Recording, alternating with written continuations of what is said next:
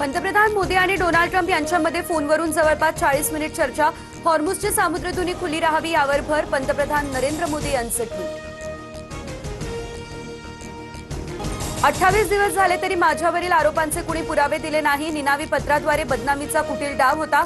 खरात प्रकरणात आर्थिक व्यवहारात दुष्कृत्याला संबंध नाही. रुपाली चाकणकरांकडून फेसबुकवर पोस्ट करत आरोपांना उत्तर. खरात प्रकरणामध्ये अनेक सत्ताधाऱ्यांची नावं ही समोर येत आहेत. खरातचा एन्काउंटर करतील असं वाटतंय. काँग्रेसच्या खासदार प्रणिती शिंदे यांना ही शंका. काही पुरावे असल्यास चौकशी समितीकडे द्यावे. बावनकुळे यांची ही प्रतिक्रिया. ड्रग्ज माफियांना आता कायद्याचा धाक राहिलेला नाही. गोरेगावच्या नेस्कोमधील प्रकरणावरून विरोधकांचा सरकारवर हल्लाबोल. ड्रग्ज तस्करांविरोधात मुख्यमंत्र्यांकडून कारवाया सुरू. बावनकुळेंनी दिलं उत्तर. नितीश कुमार यांच्याकडून बिहारच्या मुख्यमंत्री पदाचा राजीनामा. भाजपकडून मुख्यमंत्री पदासाठी सम्राट चौधरी यांच्या नावाची घोषणा. आज सकाळी 11 वाजता राजभवनामध्ये शपथविधी.